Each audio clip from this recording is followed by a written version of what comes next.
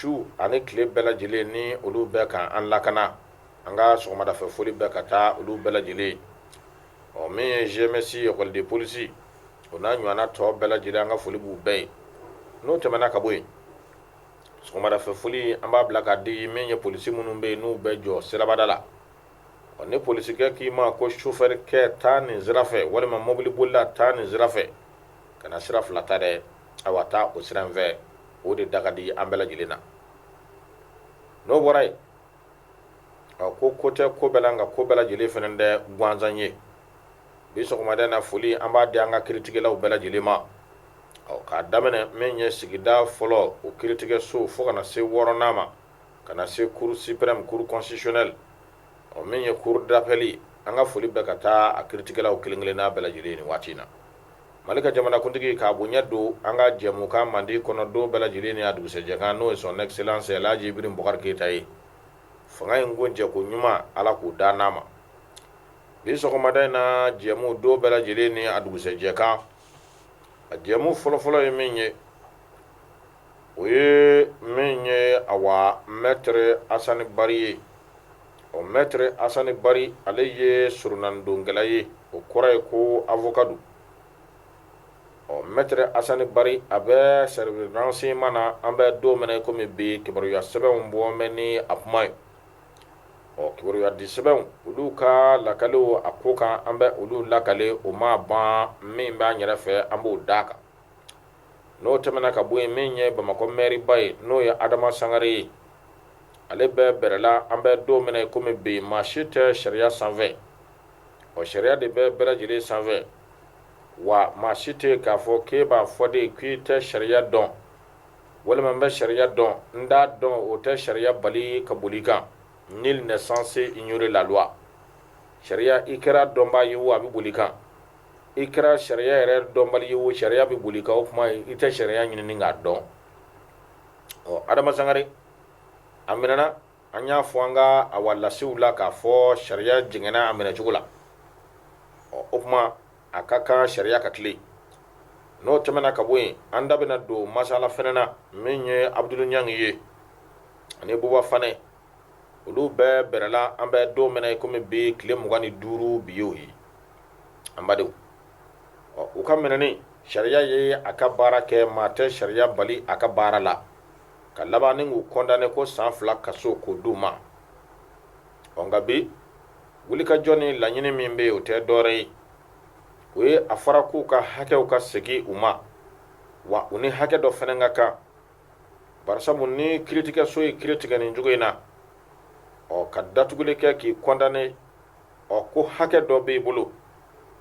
o hakɛ min b'i bolo k'o ye ka appel kɛ o bɛ kɛ yɔrɔ jumɛn n'o ye cour d'appel ye o kuma na an bɛ don min na komi bi min ye dossier a dɛsɛ mɛ ni ka bɔ awa commune 5 tribunal da fɛ o bɛ mun ko fɔ o b'a jira ni maa fila ye u ni hakɛ min dun ka kan ni laɲini tun kɛra maa caman fɛ hali kiiritigɛla yɛrɛ dɔw fɛ k'u ka yafa ɲini ko n'u ye yafa ɲini ayiwa k'o na ko in deliya o kuma na ko sensumayalen bɛ an bɛ don min na komi bi fɛɛrɛ ni dabali jumɛn ka kan ka tigɛ bi u ka surunalidonnkɛlaw fɛ avocat min b'a to nin ko ɲɛ na teliya n'o tɛmɛna ka bɔ yen min ye Maliki Kulubali ye Maliki Kulubali ale fɛnɛ dun welelen bɛ députéw fɛ k'a fɔ u bɛna ɲininka dossier belebele minnu bɛ yen ni olu bɛ Maliki awa a ka minisiriso la a n'a bɛ baara taabolo minnu kan ni ka olu kɛ nka Maliki Kulubali a y'a jira députéw la k'a fɔ a man kɛnɛ o kɔrɔ ye k'a farikolo ma jo an bɛ dugawu don k'a ye ala ka farikolo ala k'u lafiya min b'a to donna nataw la a na taa députéw ka wele k'o jaabi ni sumaya don an bɛ dugawu kɛ awa Kulubalikɛ ka tila k'a fɔ a ye ni sumaya don ayiwa a k'i janto fura dɔ bɛ yen n'an ko a ma ko jun walima segu fali walima bɔbulu k'ale k'olu caman wuli ni ka olu min n'o kɛra awa o na kusaya ma kosɛbɛ n'o bɔra yen kunnafoni wɛrɛ minnu bɛ yen ni olu b'an bolo bi sɔgɔmada in na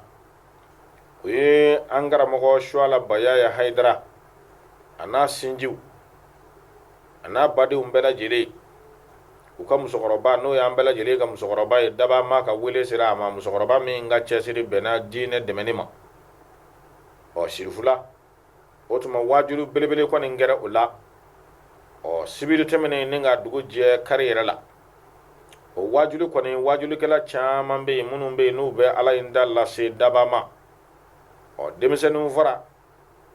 awa maakɔrɔw kan o barisabu nin kɛnɛ in kɛra kɛnɛ min bɛ yen ni maa caman bɛ yen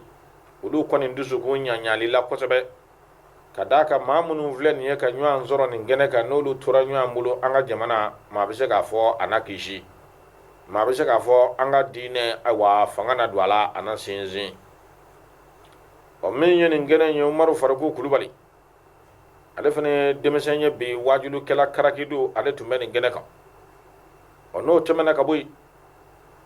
o min ye elhaji banjugu dumiya ye nurudin ale y'an ka foli sɛbɛkɔrɔ kɛ nin kɛnɛ kan ale fana dun bɛ nin kɛnɛ kan o n'o tɛmɛna ka bɔ yen o min ye maakɔrɔ kan in warasu ɲɛfɛ o sheikh sufi bilali jalo hali ni y'a sɔrɔ siri usumani madani hayidara a ka kɔrɔ a ye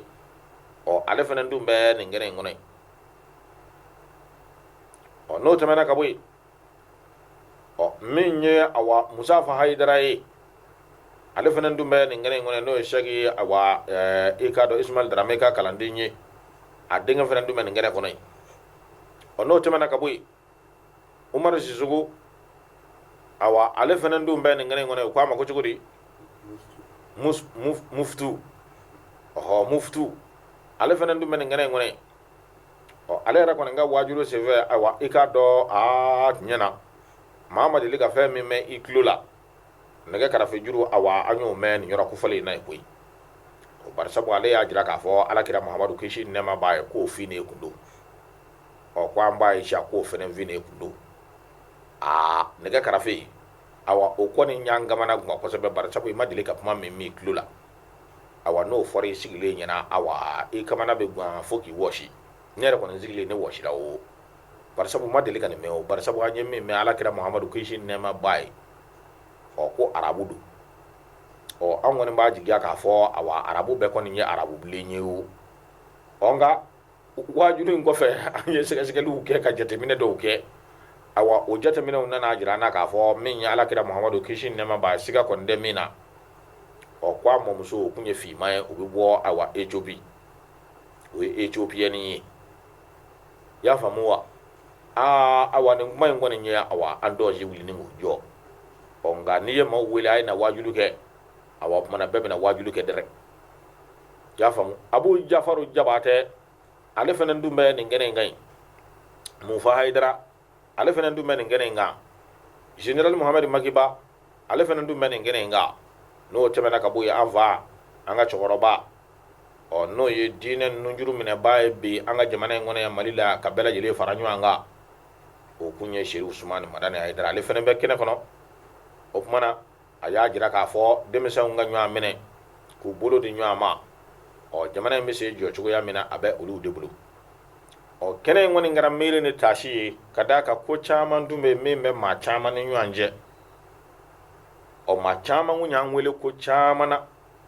k'a jira k'a fɔ min ye awa stade omsport ye mankan dɔw tɛmɛna delila ka tɛmɛ awa karamɔgɔ dɔw ni ɲɔgɔn cɛ o ko ɲɛ la n'o tɛmɛna ka bɔ yen awa mankan dɔw fɛnɛ walima wulikajɔ dɔw tun kɛra wajulu yɔrɔ ko la awa wajulu kɛli da la awa mankan dɔw fɛnɛ dun tɛmɛna dɔw ni ɲɔgɔn cɛ o kɛnɛ kan awa nin kɛra sababu ye denmisɛnw ka se ka t'u bolo don ɲɔgɔn bolo ni ka yafa ɲɔgɔn ma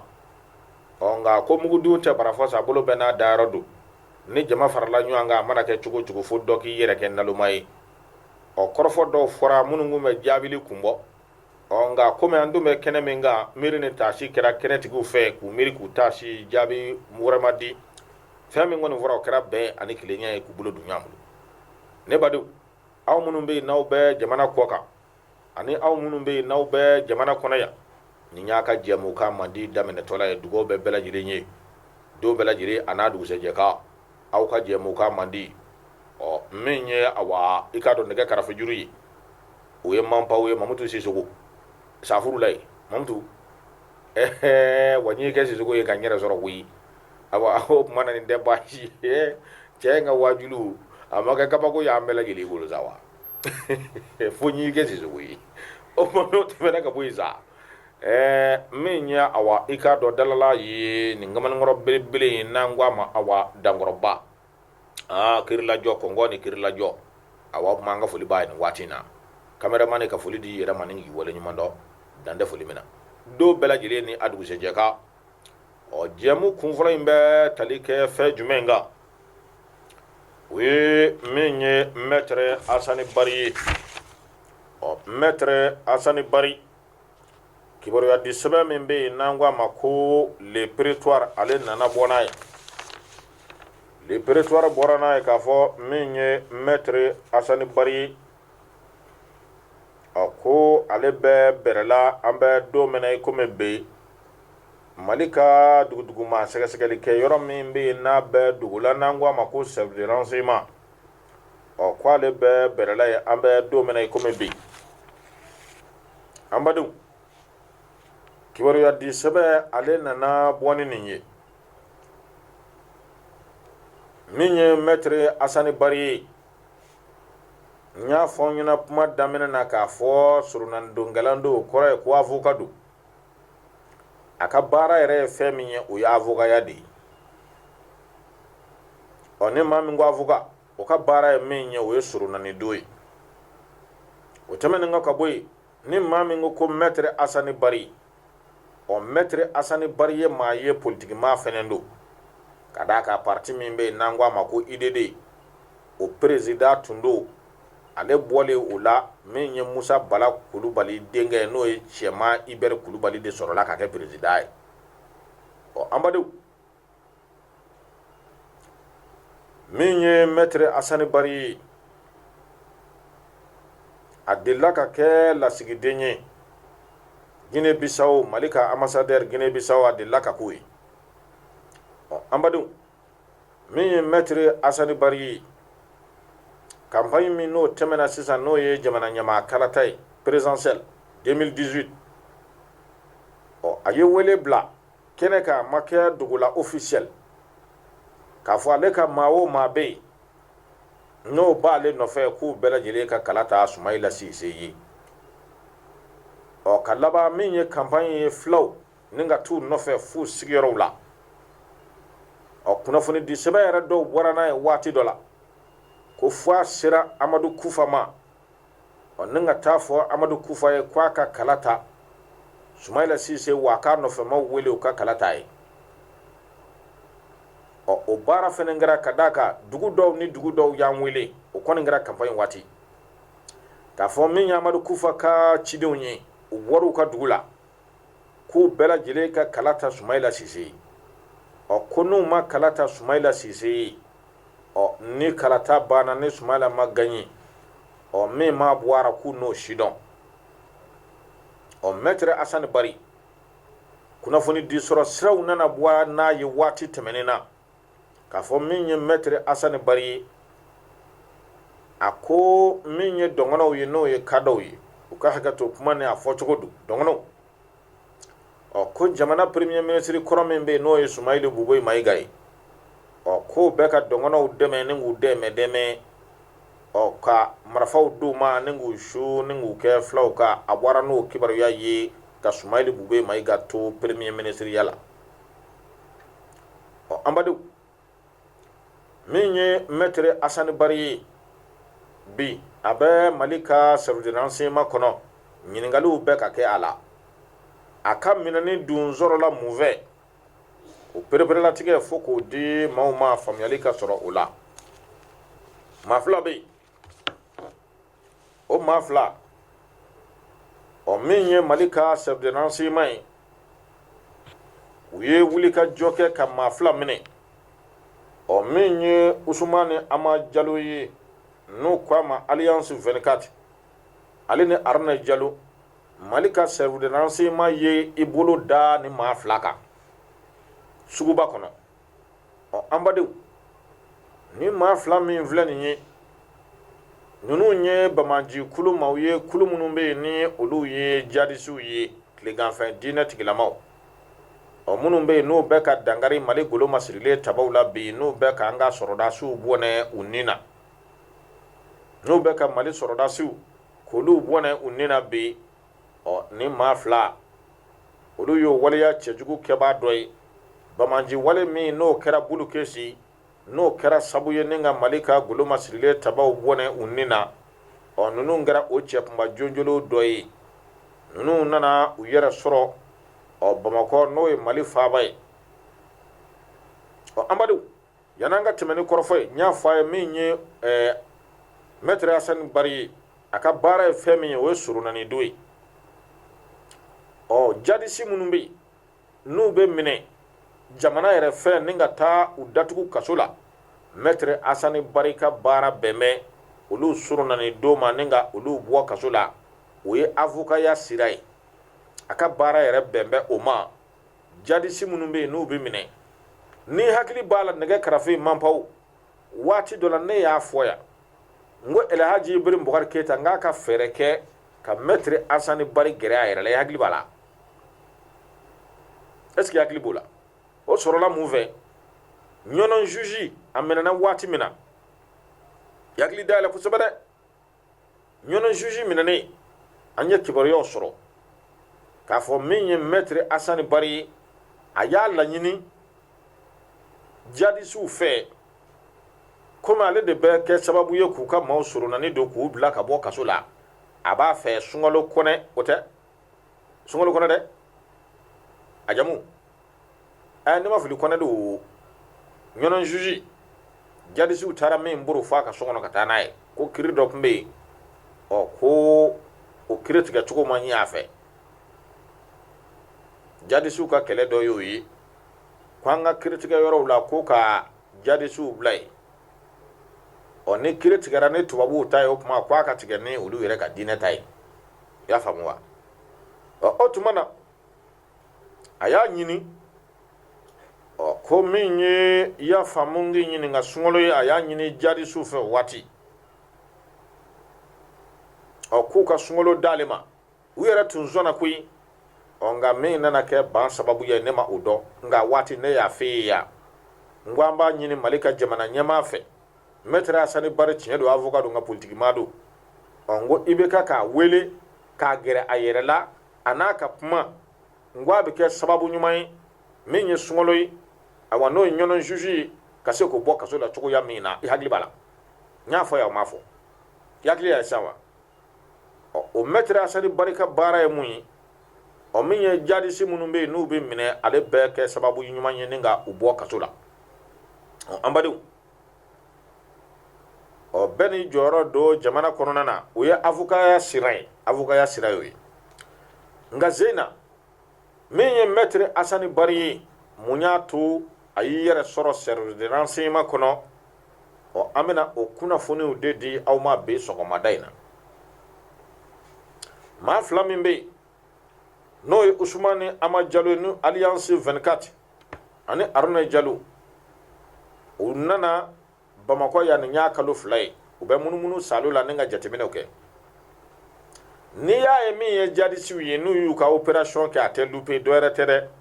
u bɛ jateminɛw de kɛ k'a ban u nana kalo fila u bɛ munumunu salo la ni jateminɛw a n'u ka maa fila wɛrɛ bɛ yen olu bɛ kaso bon na Bamakɔ yan o maa fila in ka baara ye mun ye o jadisi fila olu fɔrilen don bɔmu de dilanni na bɔmu min bɛ yen n'a bɛ don dugu jukɔrɔ sanga ni waati ni Mali ka sɔrɔdasiw bɛ sa o bɔmu fɛ olu ka baara y'o ye o maa fila minɛnen bɛ olu bɛ kaso la yan bi olu datugulen don an lamɛnbaaw ni maa fila nanen u y'a ɲini min ye Maître Hasani Bari ye u n'a ka ɲɔgɔn sɔrɔ u n'a ye ɲɔgɔn sɔrɔ u n'a kɛlen ka ɲɔgɔn sɔrɔ u nana u ka laɲini tun ye min ye o ye ka se ka kɛlɛkɛminɛ dɔw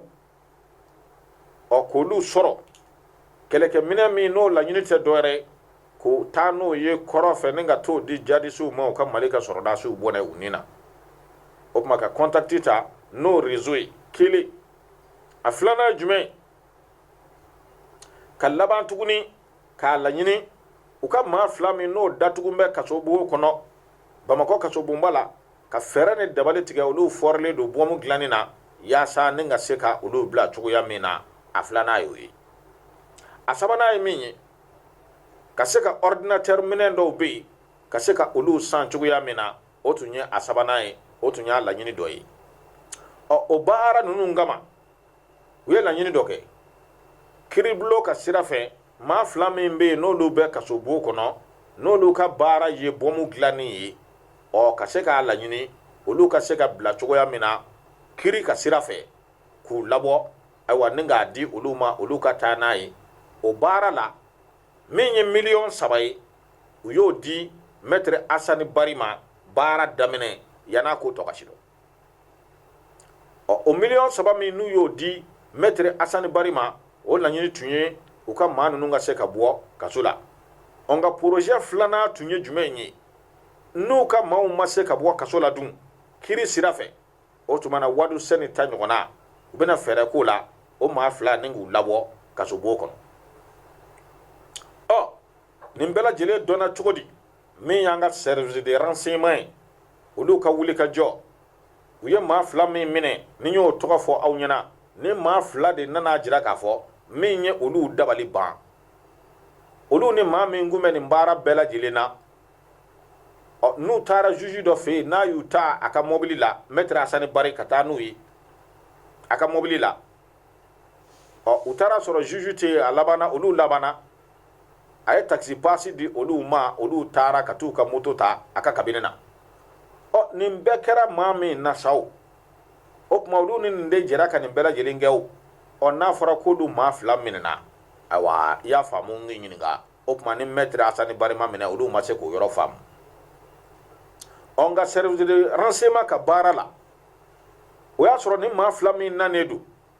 u nakun belebele tun ye jumɛn ye Bamakɔ suguba k'o dɔ k'o dɔn ani Bamakɔ yɔrɔ ɲɛnama minnu bɛ yen n'u ye gosili kɛ ni mankan bɛ wuli Bamakɔ yan n'a bɛ kɛ kiri ni wɔyɔ ye olu nakun tun ye ka nin yɔrɔ ninnu dɔn u ye suguba dɔ k'o ban u nakun tun ye mun ye min ye suguba ye ka bɔmu don u kɔnɔ ayiwa y'a faamu k'i ɲininka Ala ye jagokɛlaw kisi Ala y'an bɛɛ lajɛlen kisi u nakun tun y'o ye y'a mɛn wa service de renseignement bɛ k'u dɔ a bɛ k'u dɔ mais service de renseignement b'a kalama k'a fɔ u ni maître Asani Bari u bɛ contact la u ye mouvement fɛn o fɛn kɛ service de renseignement b'u kɔ maa b'u kɔ ni k'u jateminɛ k'u dɔ nka u ma sɔn ka s'a ma fo waati min n'a nana sisan ale yɛrɛ a yira k'a fɔ a sen b'a la wulikajɔ minnu bɛ yen kibaruya minnu bɛ yen n'o bɛ ninnu bolo ale yɛrɛ bɛ nin bɛɛ lajɛlen kalama an badenw an bɛ min fɔ nin yɔrɔ la o ye an ka jamana n'o ye Mali a bɛ taabolo min na sisan politiki ko ka bɔ a la an ye nin fɔ kabi waati jan ne ye nin fɔ e ɲɛna yan n ko maa o maa bɛ yen k'o ye jihadiste ye walima terroriste u ka branche politique bɛɛ Bamakɔ yan de Bamakɔ de ye ko in juguyama yɔrɔ ye général Mohamed Maki Ba delila k'a fɔ ɲɛna yan minnu bɛ marifaw d'u ma a bɛɛ bɛ Bamakɔ yan minnu bɛ motobaw san k'a d'u ma a bɛɛ bɛ Bamakɔ yan k'u ka branche politique bɛɛ Bamakɔ yan de kɛlɛ ka kɛ kɛlɛ ti ban politique ko sen b'a la dɛ a kana ɲɛ Mali ka jamana kuntigi bolo n'o ye Elhaji Ibrahim Boubacar Keita ye a kana ɲɛ a bolo cogoya si la jamana ka firi wule kaw ne walima jamana ka ti politique ma fɛn o fɛn bɛ Bamakɔ yan a bɛɛ ka branche politique terroriste jihadiste wallahi a bɛɛ bɛ kɔrɔfɛ wa n'u bɛ ɲɔgɔn kalama fana 100% u bɛ waleya cɛjugu min kan ka kɛ u b'a bɛɛ lajɛlen kalama 100% jamana sɔrɔdasiw bɛ ka bɔnɛ u ni na n'a fɔra aw ka bɔ ka taa fɔ ko Mali sɔrɔdasiw k'olu bɛ ka bɔnɛ u ni na ko ka sɔrɔdasiw dɛmɛ Mali ka jamana kuntigi n'o ye Elhaji Ibrahim Boubacar Keita ye k'o ka démissionner o waati kelen de la aw ka maa dɔ bɛ yen minnu ni jihadistes bolo bɛ ɲɔgɔn bolo politique ko o tuma u b'a fɛ ka jamana kangwara da la an badenw waati min na ni maître Asani Bari minɛna u y'a fɔ a ye k'a fɔ a ye nafolo minɛ ninnu bolo n'o ye wari ye 3 millions a ma jɔ a la a ko ale ma wari minɛ u bolo u ye papier bɔ k'a jira a la papier signé don a ye wari minɛ a y'a jira k'a fɔ wayi o bɛ kɛ parce que n'i y'a jateminɛ nin n'a ɲɔgɔnna ko la i bɛ se avocat bɛ se ka wari minɛ san 10 walima san 10 ni kɔ yan'a baaraw ka kɛ o n'a ɲɔgɔnnaw u y'a ɲininka o tuma mun wari minɛ ko de kɛra yan sisan sa an badenw n'a ma ɲɛ k'a fɔ min ye service de renseignement n'u y'u ka baara kɛ tiɲɛ don min ye surunalidongɛlaw ye n'o ye avocat ye wulilen bɛ k'u jɔ u ma se fila ka ben nka an bɛ min fɔ o yɔrɔ la avocat ayiwa n'i ka maa minɛna kɔni a tiɲɛ na nkalon i bɛ wuli k'i jɔ a mana kɛ maa o maa ye n'i ka maa kɔni minɛna i kan ka wuli k'i jɔ a tiɲɛ ni nkalon faralen ɲɔgɔn kan i kan ka wuli k'i jɔ ni k'a surunali don k'a lapasa o de ye wajibi ye maaya yɛrɛ la nka i ni maa bɛ ɲɔgɔn fɛ waleya cɛjugu y'a sɔrɔ walima kojugu y'a sɔrɔ walima kungo binna ka o man kan o waati e k'i kɔ don o tigilamaa la o tɛ hɔrɔnya kɛcogo ye avocat wulila bi u ye wuli ka jɔ min kɛ o laɲini tɛ dɔwɛrɛ ye ko min ye maître Asani Bari ye ko sariyaw sɔsɔra baaraw taabolow la ko ka d'a kan n'a dun ma ɲɛ nin baara bɛ kɛ fɔlɔ ko sariya ka kan ka labato batoniw olu ka ɲɛmaa lɛtiri ka kan ka sɛbɛn ni ka taa d'o ma o tuma k'a jira k'a fɔ a ka ayiwa surunalidongɛla in bila nin surunalidongɛla in o bila u ka bolo kan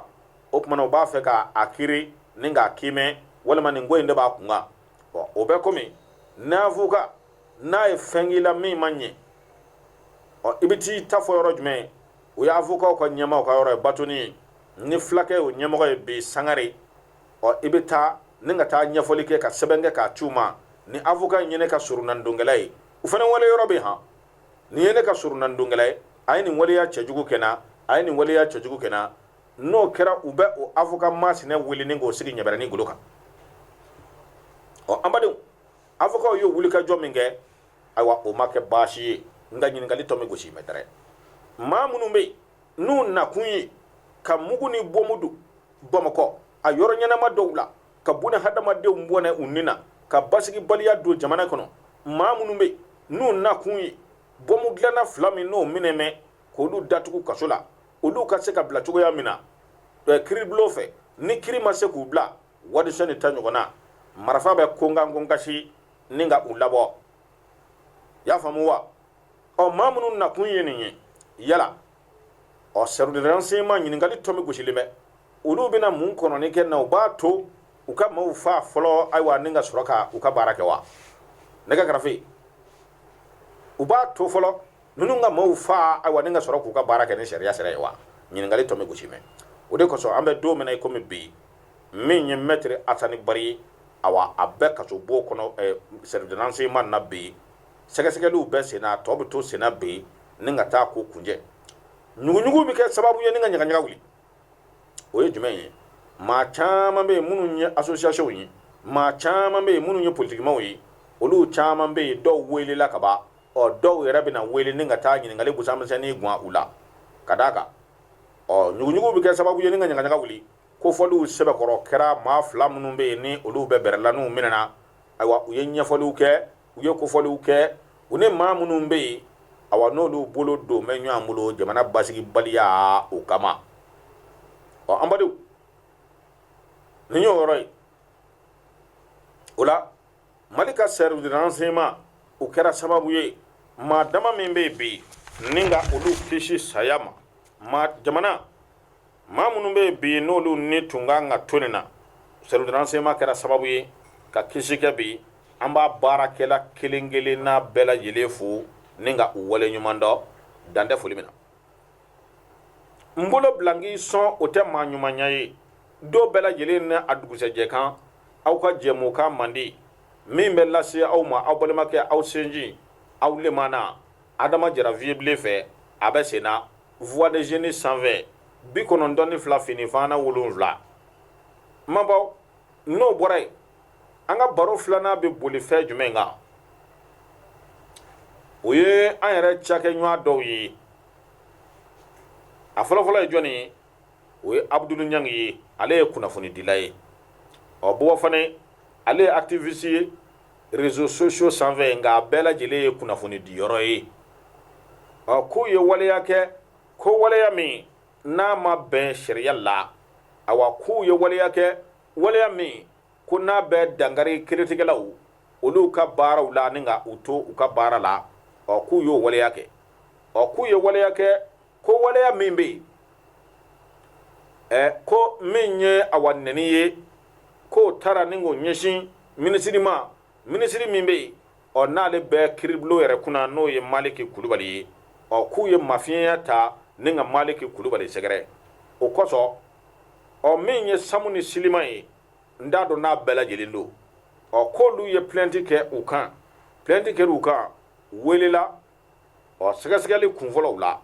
min ye awa polisiso la awa ka taa ɲininkaliw kɛ o ɲininkaliw kunjɛli kɔfɛ y'a faamu n k'i ɲininka min ye kiiriw ye olu nana tigɛ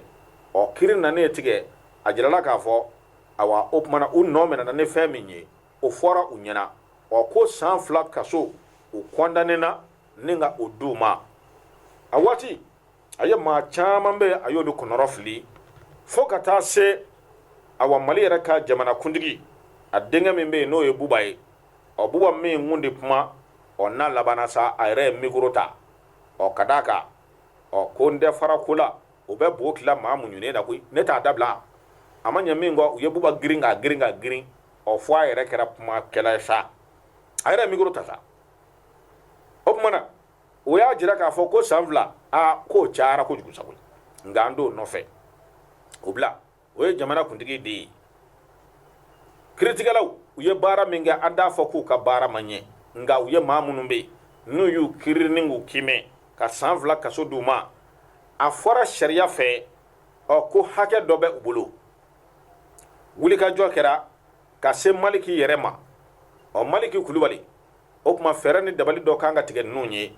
Maliki Kulubali y'a fɔ o tigiw ye k'u ka appel kɛ an karamɔgɔ Suala Bayaya Hayidara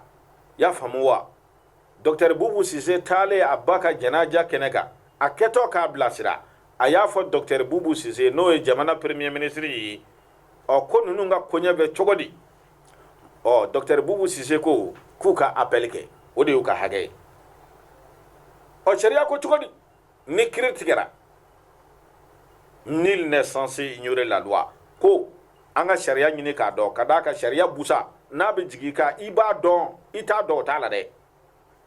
kaso jugunin bɛ dayɛlɛ ka jira i la tiɲɛ yɛrɛ la ne kun t'a dɔn koyi o tɛ sariya la o kosɔn an ka sariya ɲini an k'an ka hakɛw dɔn jamana kɔnɔ an k'an daamacogo dɔn mun kɛn bɛ ka jamana in koɲɛ gɛlɛya bi barisabu n'i ye jamana in da k'a lajɛ textiw a ti appliquer anw ka jamana kɔnɔ yan sariya ti appliquer anw ka jamana kɔnɔ yan n'i taara sirabaw kan siraba ko cogo di siraba sariya ko cogo di a tɛ lawaleya dɛ anw ka jamana kan yan n'an dun ma segin papiye kɔnɔta ninnu ma jamana in jɔli bɛna gɛlɛya an bolo yan dɛ o kosɔn ninnu girila ko san 2 kaso k'o pɛnpɛrɛ u kun an badenw o ma k'a la baasi ye nka o ka hakɛ dɔ ye mun ye i n'a fɔ Maliki Kulubali yɛrɛ ko k'u ka appel kɛ i n'a fɔ Dr Bubu Sise yɛrɛ ko k'u ka appel kɛ o tuma na a fɔra ko tile 8 kiiri tigɛlen kɔfɛ ko kiiri bɛ rédiger kiiritigɛlaw fɛ o b'a sɔrɔ tile 8 u tilala o baara bɛɛ lajɛlen la k'a ban yaasa ninnu bɛ se k'u ka appel kɛ cogo min nka ninnu bɛ appel kɛ cogo di dossier bloqué don commune 5 na juge fɛ o tuma tile 24 tile 15 yɛrɛ o tɛmɛna ka ban tile 24 an bɛ o la tile 25 bi y'o ye an bɛ o la min ye avocat ye n'o ye soronnani dɔnkɛlaw ye n'o ye Abdul Ɲangi ani Buba Fana olu ka avocat ye awa i k'a dɔn olu bɛ wuli ka jɔ la bi appel kɛra nka dossier ma se ka sama ka bɔ commune 5 tribunal la an badenw hali maa min tɛ misiw min yɔrɔ la bɛɛ y'a dɔn k'a fɔ filende ye ninnu ye yafa ɲini Abdul Ɲangi ani Buba Fana nka waati ne y'a f'e ye nɛgɛ karafe n ko a kun tɛ yafa ɲini ni kunbɔ n m'a f'i ye n ko ka d'a kan i ye maa min minɛ i y'a condamné ka ban a tɔ ye mun ye bilen yafa ɲini kun ye mun ye ne nana faamu yafa ɲini kun tun tɛ dɔwɛrɛ ye ka ninnu lebu ni ŋumalo diɲɛma ɲɛna kiiri sariya dun ye fɛn min ye sariya tɛ tulonkɛfɛn ye n b'o fɔ n bɛ segin o kan diɲɛ don o don sariya tɛ ni dɔngɔ ye k'a kɛ ni dusu ye walima min ka d'an ye se de b'anw ye bi an b'o kɛ ni sariya ye o tɛ sariya ye sariya ko k'a labato a bato cogo la k'ale labato a bato cogo la bari sabu an ka kiiritigɛlaw olu bɛ ala jɔyɔrɔ de la dugukolo sanfɛ ya mali la ya diɲɛ bɛɛ ala remplaçant minnu bɛ yen n'ala yɛrɛ kɛmɛ ka a ɲɛrɔta dɔ d'u ma koba don dɛ ka kɛ juge ye koba don ka kɛ kiiritigɛla ye koba don i bɛ ala jɔyɔrɔ de la dugukolo sanfɛ ya ala jɔyɔrɔ fo ka faamu k'o dɔn k'a fɔ an ka kiiritigɛlaw u bɛ ala jɔyɔrɔ de la dugukolo sanfɛ ya o tuma n'a ma ɲɛ o kiiritigɛla hakɛ min tun bɛ ninnu ye n'o ye ka appel kɛ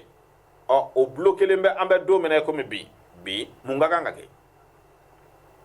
min ye Abdul Ɲangi ye ani Buwa fana ka avocat u kan ka lettre kɛ bi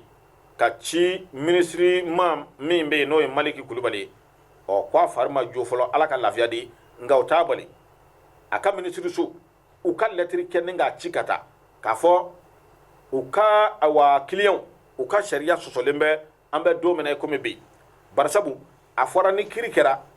min ye tile 8 ye o k'a sɔrɔ baara bɛɛ lajɛlen banna kiiri kɛ kaba o tuma appel ka kɛ appel ye ninnu ka hakɛ ye u ka droit don u balilen b'a la bi k'o lettre kɛ ni ka t'o di Maliki Kulubali ale ma kelen walima l'inspection de justice ka taa di o fana ma k'a fɔ sariyaw sɔsɔra a kunjugu kan i y'a faamu wa o baara ka kan ka kɛ bi ninnu ka avocat fɛ u kan ka wuli k'u jɔ bi Abdul Ɲangi ka avocat ani awa y'a faamu kɛ ɲininka Buba fana ale ka avocat u kan ka wuli bi ni ka nin baara kɛ ka kunnafoni di kibaruya jɛnsɛnbaw ma i y'a faamu wa kiiritigɛlaw ye kiiri min tigɛ n'o ye olu ka hakɛ ye o tuma ninnu fana ka hakɛ dɔ ye jumɛn ye jamana in kɔnɔ ni maa min y'a ta k'a lajɛ min ye kunnafoni dila ye ale bɛ kiiri ni fɛn min ye o ye délit de presse de an y'a ye kunnafoni dilaw bɛ yen u ye kibaruya di yan k'a fɔ min ye cour constitutionnelle ye ko 900,000 k'u y'o minɛ IBK y'o bila ni ka taa di u ma k'o kɛ sangilo bɔrɔ kɔnɔ k'u y'u sigi sage maa 9 ni ka o nafolomugu tila o kiiri tigɛra yan cour constitutionnelle Manasa Daɲogo ye plainte kɛ o kiiri tigɛra yan o kiiri tigɛlen a fɔra ko maa minnu y'o waleya fɔ walima k'o waleya sɛbɛ ko u ka surunani don o tuma na juru ka d'u la olu bɛ taama na an bɛ Bamakɔ i komi don min diɲɛ fanda 4 min y'u ja o ye cour constitutionnelle yɛrɛ ye n'o tɛmɛna ka bɔ yen a fɔra yan min ye assemblée nationale ye a président ba k'a minɛna ko dɔ la a ka bureau kɔnɔ a waati anw y'a fɔ n ko kuma min filɛ nin ko sababa tɛ dɛ ka d'a kan assemblée nationale président garde min bɛ yen n'o b'a kɔlɔsi o bɛ se maa 10 ani kɔ ma o bɛɛ lajɛlen jɔjɔlen n'i bɛ don a ka bureau kɔnɔ ale yɛrɛ de b'a to a ka bureau kɔnɔ ayiwa ni ka bitɔni dɔ pi ko pi n'o pira ko pi e yɛrɛ ti dayɛlɛ koyi da ye 2 ye ɲɔgɔn na kelen ye jiri ye kelen ye verre ye garde de bɛ dayɛlɛ e ye a b'i ka téléphone fɛnɛ minɛ i la i n'a fɔ a bɛ kɛ yɔrɔ caman na cogoya min na a b'i ka téléphone minɛ i la n'a ye téléphone minɛ i la i y'a faamu k'i ɲininka a bɛ sɔrɔ ka da fɔlɔ yɛlɛ ka sɔrɔ ka dɔ in k'o gosi o tumana président bɛ sigilen to a ka bureau kɔnɔ o tumana ka bitɔni dɔ pi n'o y'o pi o tuma garde bɛ sɔrɔ ka da pousser o tuma k'e ladon président kan hali assemblée nationale députéw yɛrɛ ti don n'u ka téléphone ye Isaac kan a waati o ko k'o minɛna ko dɔ la ye o ka bureau kɔnɔ ye an y'a jira k'a fɔ nin kuma in tɛ sababa ye nka kiiri nana tigɛ kiiri nanen tigɛ i y'a faamu k'i ɲininka ayiwa a fɔra ko ka juru don o tigi lama la ayiwa k'a labila nka ninnu dara minɛ ka t'u datugu an ye mun ye nin ko la an ye mun faamu nin ko la k'a fɔ min ye jamana ye o tumana kiiri bulon na kɛ 2 ye i y'a faamu wa maa minnu bɛ yen n'o ye Alhaji Ibrahim Bukari Keyita kanubaw n'a lapasabaw ye ani maa minnu bɛ yen n'olu ye Alhaji Ibrahim Bukari Keyita dɛmɛ olu ka kiiri bulon bɛ yen nka maa minnu bɛ yen n'u ko IBK an t'i ka ko la kana na fanga yɛrɛ la fiyewu olu fana ka kiiri bulon bɛ yen a ka di olu la ni IBK yɛrɛ nɔfɛmaw ye Laji Burama yɛrɛ ko ale da tɛ kiiri la an y'a fɔ o la n ko Laji Burama i y'o min fɔ nin ye i da finmɛ nka i ma koro dun dɛ i da bɛ kiiri la dɛ i da bɛ kiiri la dɛ barasabu kiritigalaw bela jile ka nyema chef de suprême de magistrature o yale ne ko ke date kirila o temene ngo ka boy laji burama nane fangana madama mimbe na kera sababu yi ka yafa o ma ka grasi do luma ebo dado wa mamutu o neto dado o ye ma joli ye bi laji burama kera sababu ye ka yafa ma mi ma aka yafa na ka hine ko lu black abo kaso la ebo dado ne ba do ere do o no ko kwa date kirila o tuma o yango norofli anyaye la Guinée président mimbe no la sana konti ala mahina nana ya kan ba do menesila ayra de mobilita ka tafo kaso bola kale de critical o bela jile ka nyama ku ka daile ya daile ka bo ka dama ya do aka mobili ko na tara nai anya ya madu tumani turi verificateur général minane ako ku ka labo ya labo kiribi dale de la ale de critical o ka nyama ale de sorda su ka nyama mali bela jile kalfalimbe ale de la ambe do mina ikomi bi o nale ko kwa date kirila o kuma amba fo ngwa dabe kirila de barsa bo nanen ni sisan je president na ya fara ma julima ko nu bo katula o jango mamunu be nu yi deme ningi deme a op mana ala ta ko fe ka puma o ke ka yelema o ke mamutu ambe yake chokoroba dama mimbe muchokoroba dama mimbe no ya fo ne yere ko ne ka puma kama o ya to votera laji buramaye nete udado anye campagne unke an kun waru la o ya fo ya ko million biduru ko tara ko dinema ko di o mafo o awati mamutu yera mena fle ko sebagu ko million biduru ko tara ka dinema campagne bana tien dona laji burama ko e million biduru dinema ate laji nyininga na keme ka million biduru ni VOT diviblema amadi na anyanga hiji taw dabla ya ka maganda u dabla ya ka ibe ka deme mi ma to abi fanga soro cogo ya mina ma munu be nu ye laji birim bukar keta deme ninga deme bibi na olu bela jile be ku u yere nyini ni emu o kwale date fangana o de koso ne ko ne bi se ka dala cogo ya mina ko ibe ka date kirila ne bi dala cogo ya mina ngoni elaji birim bukar keta domi ni karimu keta o ya wolo de no mina na ningo datuku katola na ma fevo o do ne be dala ji burama ka ladriya la note woli de un mine ko lu datuku kasola ke date kirila idabe kirila laji burama anyi deme nga anyi deme ambe deme chinya kanda nga chinya fo nyanya na bade vende ya famu o nunu mbe kasola bino ya abdul nyangi ani buba fane o ka hake do e minyi maliki raba don bar saba tumbe buna hada madde nga hake tangani de kuna o ka hake do e ka appel ke o mais pourquoi appel décelé me ka kebi ko dossier bloqué le me communication tribunal là pourquoi haka minana no waray minye bamako mairie baye no ya adama sangare aminana ani ma chama wara nga minane mbela jile bora adama sangare minane na barsabu itna seka adama sangare minane ma énergie directeur minawo itna seka adama sangare minane ma ani minawo o adama minana akun volo kwa tun vora ko ka courant do bamako cinquantenaire wati o ko nga ko nafulu mugu ko million keme duru bonyango ko aywa adama sangare o kwa nganamu o yado anga chinye fo nyu anyena badem vende ni ya fo bo afo ko I dadu critical ka barala nga critical wera bora ko fo de bar sabu pour grade yere o fo polygonomique aku kana fo ku ye wardu kana singa aku yi ko sigana mawdu o sigana mawdu opmana na fora ki ye sigana ma ki ye ni wardu wati jumende ebina lajea ka fo chiere la sigana mate wala ma chiere la ay warde dum bar sabu ajira la ka ba ka fo ki ye wardu ambadu anga chiye fo nyanya na badem vende adama sangare minanu la ani mawraw awati anyam fela nanga hakilina foala ngwa wati 2010 John de Tumbe no ministre des finances anyo to fo aw nyana ya o ambadu o ma wele o ma nyininga o adama minana ni njugena o kana ke bashi ngani sharia yimine anya fo ngwa wati barsama ambe fen be namba fo amba fe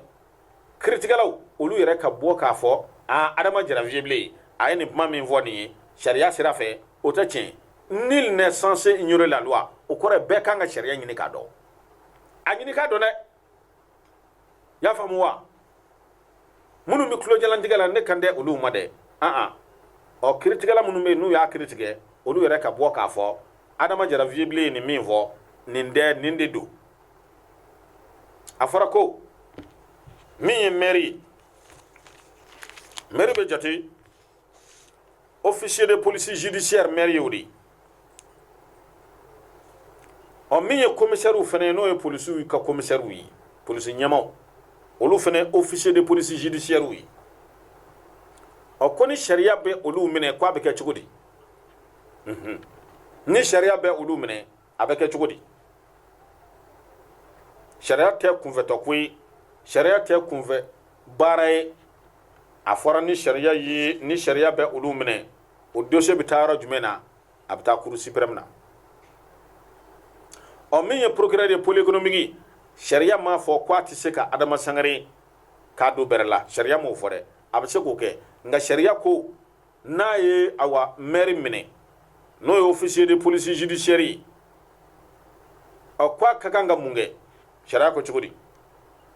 ɔ k'a ka kan ka a dossier ta k'a di cour suprême ma Bamakɔ maire ba a ka dossier tun ka kan ka ta k'a di cour suprême ma n'a taara ka di cour suprême ma cour suprême bɛ sɔrɔ ka juge d'instruction dɔ ɲini a ye ka dossier d'o ma o bɛ sɔrɔ ka Adama ka kiiriw tigɛ nka an y'a ye k'a fɔ min ye Kasoge pôle économique ale ye Adama Sangare minɛ a kɛlen ka Adama Sangare minɛ a yɛrɛ ye dossier ta k'a di juge d'instruction dɔ ma o min kɛra an y'a fɔ baara taabolo la a jɛngɛnna bari sabu o t'a kɛcogo ye dossier tun ka kan ka ta ka di jɔnni ma dossier tun ka kan ka ta ka di cour suprême ka dossier d'o ma tile 8 yɛrɛ tɛmɛna ɔ n ko n'a ma ɲɛ tile 8 tɛmɛna mun de ka kan ka kɛ sisan Adama Sangare ka avocat n'o ye soronnani donkɛlaw ye olu ka kan ka wuli bi ka taa chambre d'accusation na ka t'u plaigner k'a jira k'a fɔ waleya min kɛra sariya jɛngɛnna bari sabu Adama ye Bamakɔ maire ba de ye Bamakɔ b'a ka mara kɔnɔ a man ka minɛ k'a datugu Bamakɔ yan a tun ka kan ka taa yɔrɔ wɛrɛ de la min tɛ Bamakɔ ye bari sabu 2013 a minɛna u taara n'a ye yɔrɔ jumɛn a datugura Kulukɔrɔ kasobonba la ɔ n'i y'a ye a datugura ye kun wɛrɛ t'o la bari sabu a tɛ se ka mara Bamakɔ yan fo a ka taa ye ɔ Adama Sangare a ka avocat ye wuli ka jɔ kɛ dossier bilala délibéré la o tuma o kɛlen ye waati min na dossier sɔrɔla ka di cour suprême ma dossier dilen cour suprême ma olu fana ye Kulukɔrɔ juge d'instruction dɔ jate minɛ ka dossier d'o ma n ko hali o la baara taabolo jɛngɛnna ka d'a kan ni pôle économique n'a ye maa min minɛ n'a dossier bɛ taa a bɛ taa di pôle économique wɛrɛ de ma soit pôle économique dun ye 3 de ye kelen bɛ Bamakɔ yan kelen bɛ Kayi kelen bɛ Moti ɔ n k'a kan ka taa o yɔrɔ dɔ de la mais ka taa n'a ye Kulukɔrɔ n ko ni courage bɛ juge la a ka kan ka dossier in lasegin ɔ tile 8 fana tɛmɛna ka Adama Sangare k'a to kaso la ɔ an y'a jira k'a fɔ o fana na sariya sɔsɔra baara taabolo bɛɛ lajɛlen la o kun t'a kɛcogo ye sariya tɛ k'a fɔ ne ka n ka honneur sauver an y'a jira k'a fɔ fana n ko nin kiiritigɛla ninnu baara min filɛ u bolo nin ye jango pôle économique la baara in ka gɛlɛ a ma parce que mun na olu ka kunnafoni di fɔlɔ min bɛ yen n'o ye conférence de presse ye kabi yen ne sigara bari sabu procureur yɛrɛ ko ale ka ministre n'o ye Maliki Kulubali ye k'o b'ale kɔ ɔ ko Maliki Kulubali ko IBK b'o fana kɔ n'est-ce pas ɔ kiiribulon min bɛ yen ni ministre de bɛ kɔ o de bɛ ordre d'i ma o de bɛ yamaruya d'i ma ɔ ni ministre ko a ye karisa minɛ bari sabu ne y'a ɲɔgɔnna ye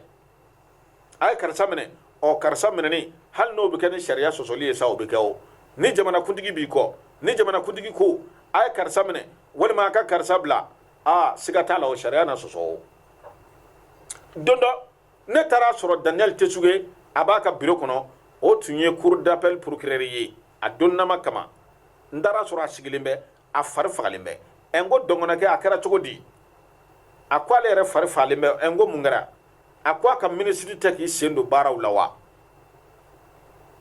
ado ministry tunye mun faye no Mohamed Ali Bachili o ko Adama Sangare ko kamne ya famuwa ya Adama Sangare bilal doga juju ya blawo ya glibola ona nywana chama me feka min fiye dron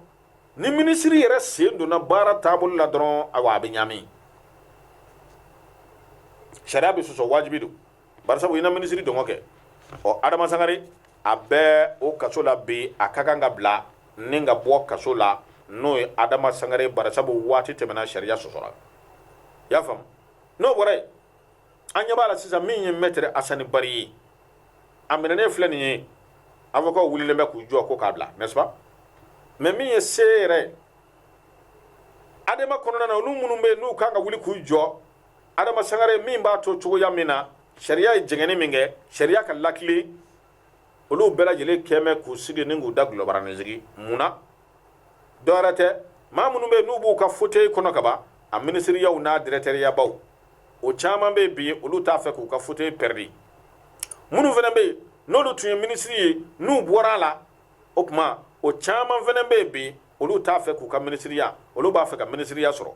Adama be na yere bi mamin be na be parti jugoro matindi na be parti deme mamin be na yeni bela jele ke ka ba o tigila ma kata mena ko datugu kasula hali conférence de presse Adama se ma se ko ke tiyedo ma do be munum be Adama kono kabini Elaji Ibrahim Bokar Keita afara ko ka ke candidat o majenae o mawbe wa halu ministry do be Adama to la gouvernement kono ka fu majenae Adama ka candidat bo